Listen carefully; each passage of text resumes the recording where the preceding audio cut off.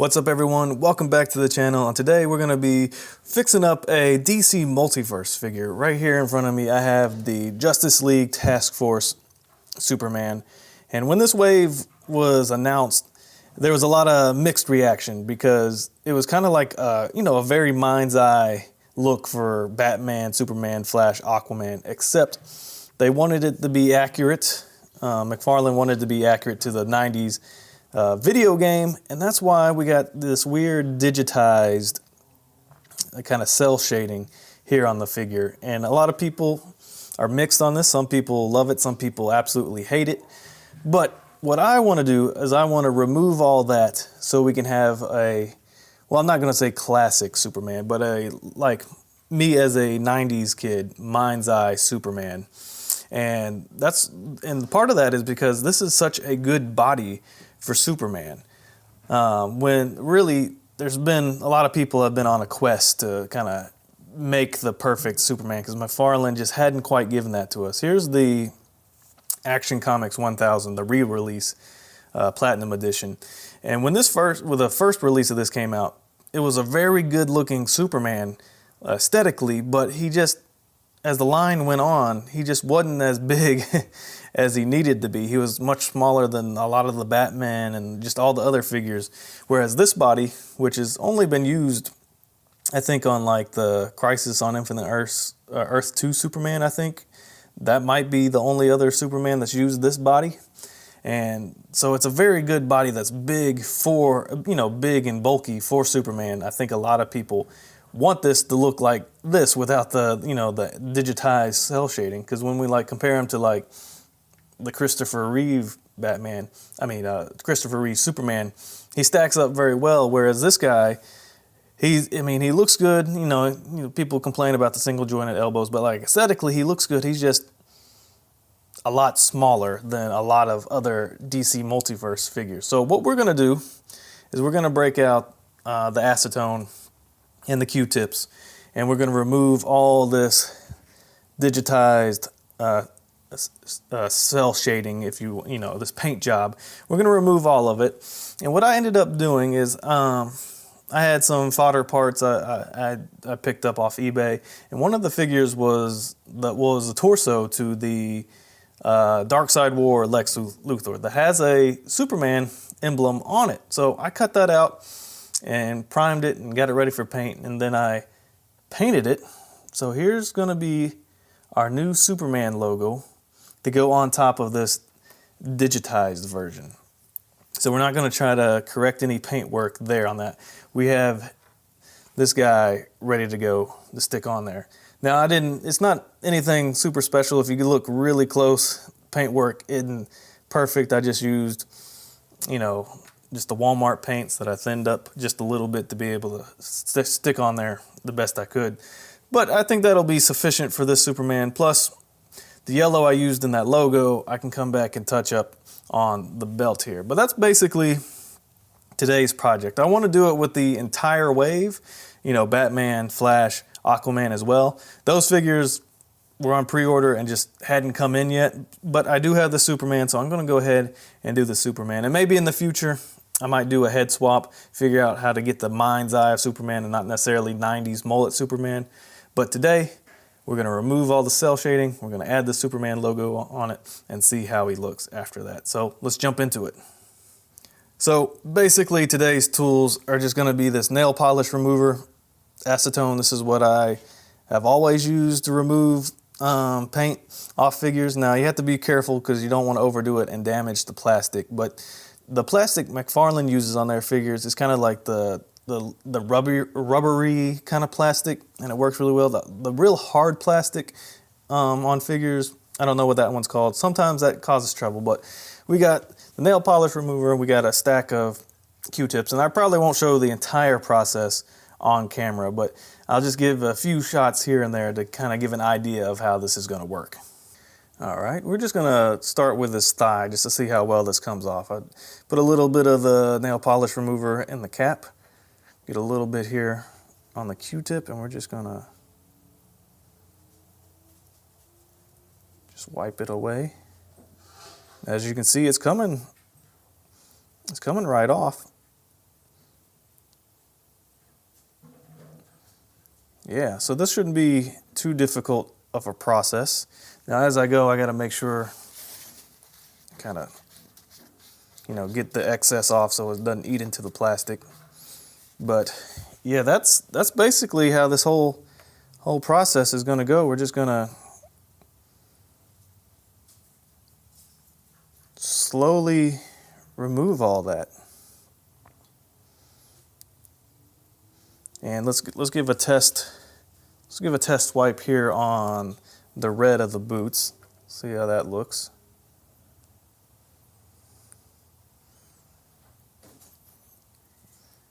Yeah, that's coming off really well.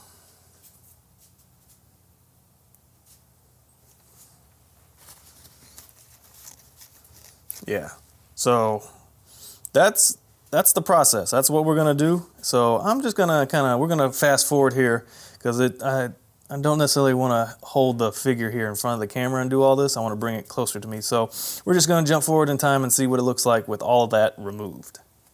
All right, so I've gotten the legs and the boots with it removed. Now I think what I'm gonna do, I'm gonna apply some heat to the abdomen here so I can pull this apart to make it easier to get down in the crevices, and then maybe pull the arms out so we can get all of that's going up into the butterfly joint. And yeah, so far the legs look really good. Now we just got to apply that to the top half. All right, so I removed the legs so I could get kind of get this part a little easier. But while I got it separated and I have just the trunks here, I am going to get my paint out, and the same yellow I used on my little logo, I'm going to go ahead and touch up on this belt here, so we'll be matching. So the paint I used for the emblem that I'm going to use on the belt is just the cheap Walmart Apple Barrel acrylic paint, but I am going to make sure to use some paint thinner to thin it out, and try to just use light, just very lightly apply it. Might have to do multiple rounds of that, but that's basically all I'm going to be using, just really cheap paint, and we'll see how that finished product comes out. I'm going to do just one shot from behind the camera, just so we can see how it's going to look.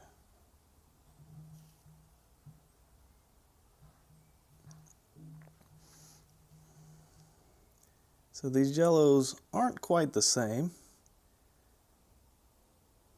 Not too far off, but I'm just going to lightly go and try to get all those little digitized little specks out. All right, here's Superman after removing all the extra paint there. Did just a little touch up on the belt, but not too much. I'll probably come back later and really refine that, but this is our look so far. One thing I like to add, after I did the Q-tips and acetone, I always come back with a Mr. Clean Magic Eraser and just kind of double check, because it can smooth things out and make things look a little crisper. But yeah, this is the way he looks without all that digitized paintwork on top. So now I think it might be two things I do. I got my little Superman emblem right here that I'm gonna try to position and glue onto the body. And then the other thing is, it didn't really bother me at first, but I saw other people talk about it and do something about it, is the lips there. Let's move them in a little closer. The lips there on Superman, especially that upper lip, is a little dark, so I'm gonna mess around with that, see if I can make that a little better. But that'll be the last thing I do. Let me get this Superman emblem onto Superman. All right, so I got the emblem on, and we're going to take a closer look at that in just a second, but I was messing around with the head, and as you can see, he is now hairless, but that's because I did want to do a hair swap. I decided I was going to go ahead and do it, because I have this Superman head. If we can get him in focus, there we go. This one is probably, one of Mcfarlane Toys' not worst Superman head sculpts, but like everyone was at the time clamoring for a smiling head sculpt for Superman, and then they gave us this look. But I am going to take the hair off of this guy and put it on that other head sculpt, and then our project will be finished. So I'm going to throw this guy into some hot water.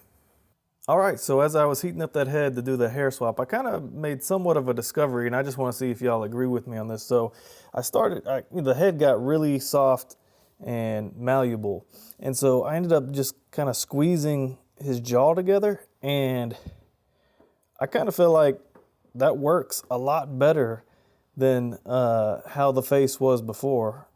Now, I might be tripping, I don't know, but I was kind of struggling getting the hair off, and I didn't want to, damage it by getting it off, so I was just kind of squeezing it, and then I kind of let go, and I was like, actually, this works a lot better. Plus, this is a smiling Superman.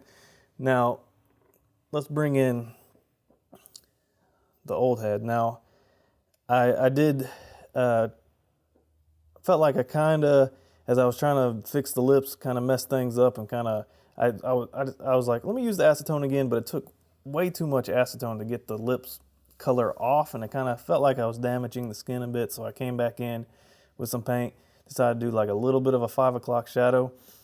So I was like, I'm not in love with this head anymore, but I kind of like this head, especially when I kind of tilt it down a little bit more. The side profile, I don't know. I need to hear y'all's opinion below, but for now, I think that's actually the way I'm going to keep them. Let me bring in my other Superman so we can get a proper comparison. Let's get this one standing, and then bring in Christopher Reeve there. This Superman can scoot over just a little bit. Yeah, I think that the head size works. Now the skin tone is going to be a little bit differently, but I think if I work on it, I could probably mix the paints just right to get that to work. But I'm talking about the head.